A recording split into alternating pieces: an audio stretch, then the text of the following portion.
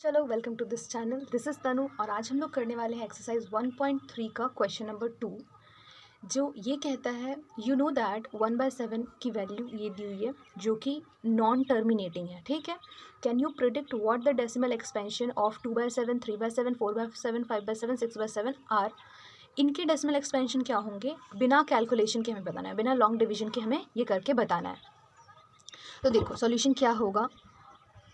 1/7 की वैल्यू दी हुई है 0.142857 और इनके ऊपर बार है।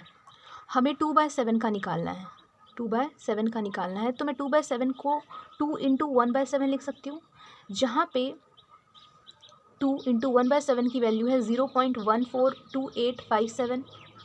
तो आंसर क्या होगा, इनको मल्टीप्लाई कर दो। 7 2 ज़ा 14, कैरी 1, 5 2 ज़ा 10 और 1 11, कैरी 1, 8 2 ज़ा 16 और 1 17, कैरी 1, 2 2 ज़ा 4 और 1 5, 4 2 ज़ा 8, 2 1 ज़ा 2, डेसिमल के बाद 2 0 ज़ा 0 और इनके ऊपर आप लगा दो बार। ये हो गई 2/7 की वैल्यू। अब करते हैं 3/7 के लिए। 3 इंटू 1/7, जहाँ पे 1/7 की वैल्यू थी 0.14287 यही वैल्यू हमने पुट किया। फिर इसको इससे मल्टीप्लाई करेंगे तो क्या है 15175 8, फिर 2, फिर 4.0। ये 3/7 के लिए आंसर हो गया। अब देखते हैं 4/7 के लिए क्या आएगा।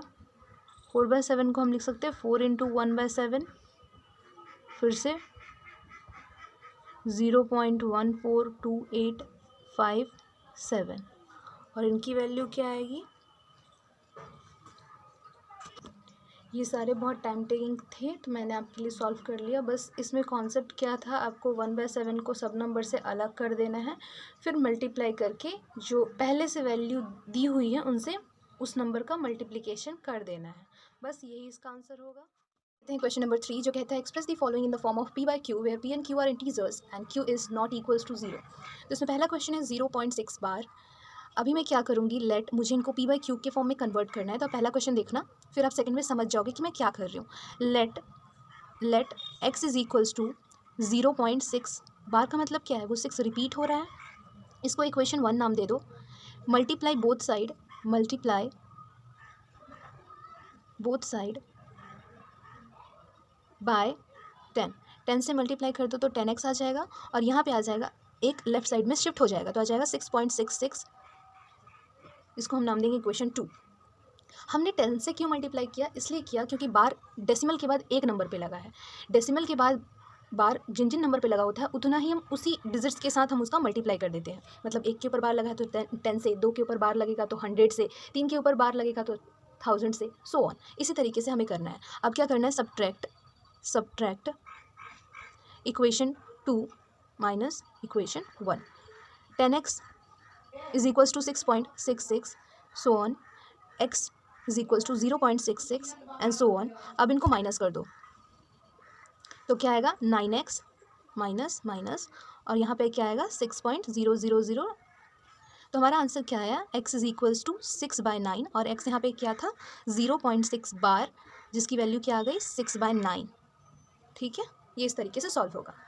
अब करते हैं क्वेश्चन 2 जो कह रहा है 0.47 बार। इसका वैल्यू कैसे निकालें, let x is equals to 0.4777। ध्यान से 7 के ऊपर सिर्फ बार लगाए तो 7 ही रिपीट होगा, 4 नहीं होगा।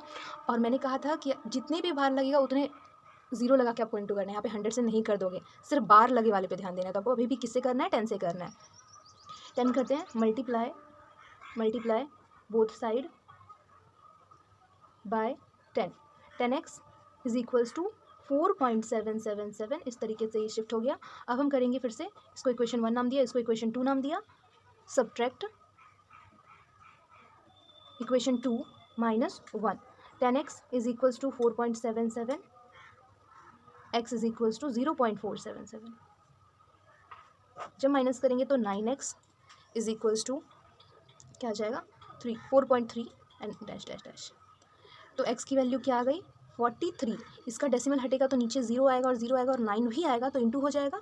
तो आंसर क्या आएगा, x की वैल्यू क्या थी 0.47 बार इज इक्वल्स टू 43/90। ये हो गया।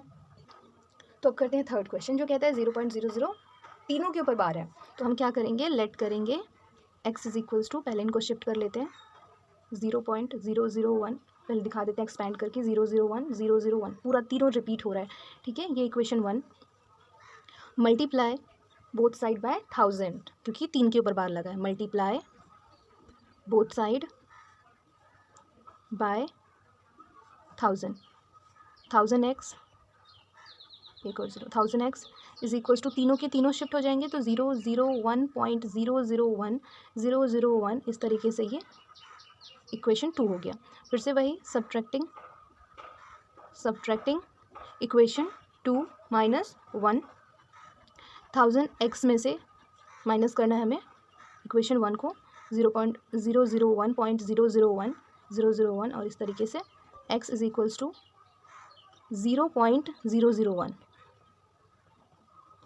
तो आएगा क्या, इधर तो 1 आ जाएगा और यहाँ क्या आएगा 999 x।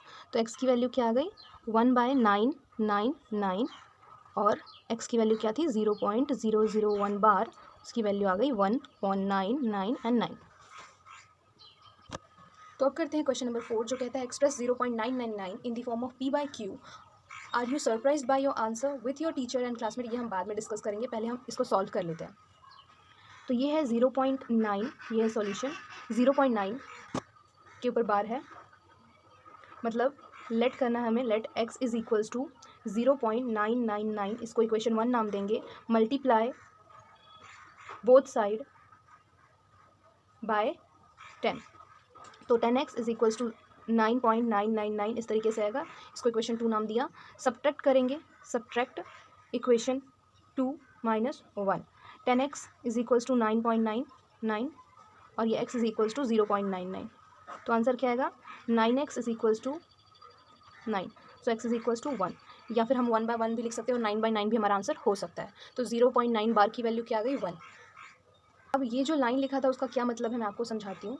पीछे जब आपने सॉल्व किया, बहुत सारे क्वेश्चन हमने किए ये और पीछे के 2 और क्वेश्चन जो हमने सॉल्व किया, उसमें आपका वैल्यू जब आ रहा है आंसर तो वो क्या आ रहा है 1/9 के फॉर्म में आ रहा है। पीछे देखना, पीछे भी आंसर क्या है 43/90 है और 6/9 है। तो जब हम नॉर्मली किसी चीज़ को डिवाइड करते हैं जैसे 85.2, तो जब मैं इसका पॉइंट हटाऊंगी तो नीचे क्या आ जाएगा 10 आ जाएगा, जितना डिजिट होगा उसके हिसाब से 0 आ जाएगा। लेकिन जब ये बार लगा के नंबर दिया हुआ है और उसको हमने इस तरीके से सॉल्व किया तो हमारा सारा आंसर 1/9 के फॉर्म में आ रहा है, नीचे 9 डिजिट आ ही रहा है, फिर वो 999 हो या सिंगल 9 हो वो आ रहा है। तो यही एक चीज़ बताना चाह रहा था। अब सरप्राइज क्यों हो गए, जब हम डेसिमल हटा के करते हैं तो 0 आता है और डेसिमल के साथ दिया और तब सॉल्व करते हैं तो वो क्या आता है 1/99 के फॉर्म में आता है। बस 4th क्वेश्चन में यही बताना चाह रहा था।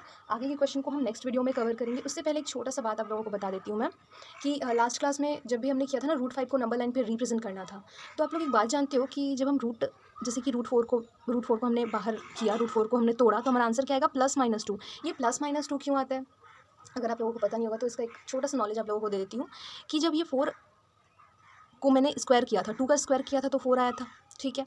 तो ये 2 अगर प्लस में होता और उसका स्क्वायर करती तो 4 आता, 2 अगर माइनस में होता और उसका स्क्वायर करती तो भी 4 आता। इसीलिए हमें नहीं पता होता कि वो प्लस में था कि माइनस में, क्योंकि आंसर तो दोनों में सेम आ रहा है। इसीलिए हम कभी भी रूट को जब बाहर निकालते हैं, रूट की बात कर रही हूँ, रूट से जब हम बाहर निकालते हैं ना कोई वैल्यू को, तो हम उनको प्लस और माइनस दोनों में लिखते हैं, ठीक है। तो आज के लिए बस इतना ही। Thanks for watching.